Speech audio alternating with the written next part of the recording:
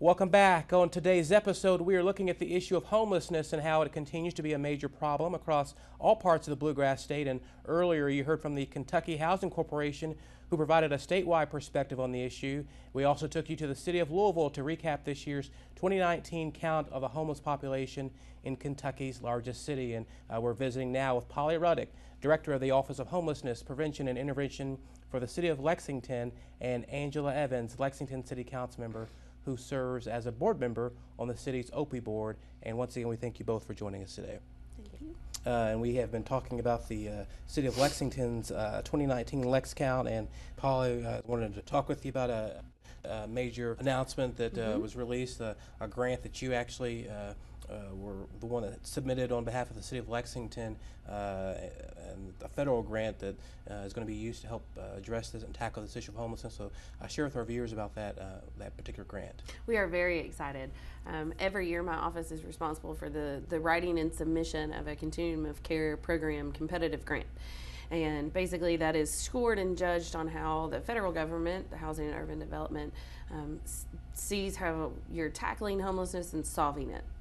And we've done such an amazing job here in Lexington with our local funding and our partners, and kind of, changing kind of how we view the homeless system and really taking it on to solve it and end it and reduce it. So this year we're very thankful that HUD kind of recognized all the hard work that we've been doing. The original grant that was submitted was about $1.7 million, which included about $300,000 in what is considered bonus money.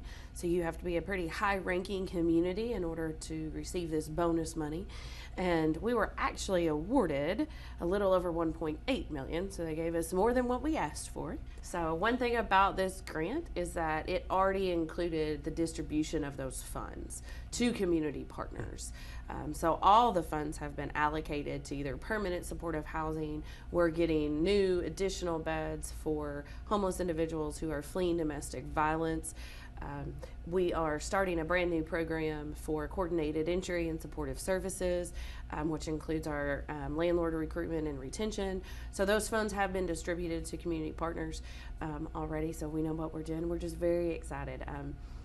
I tell people we did a little happy dance because Lexington has worked so hard in the last 4 years, and our partners have really dedicated themselves to making homeless rare, brief, and non-recurring.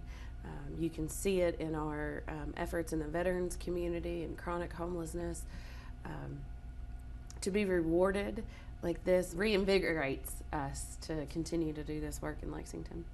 Well, we are happy that you all both joined us today to talk about your work that you're both doing to address homelessness in the city of Lexington, and sharing with our viewers about the next steps in the entire process.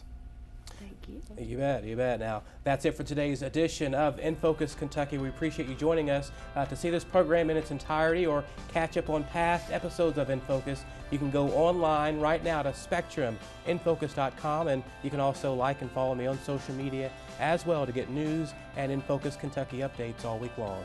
Until next time, have a great week.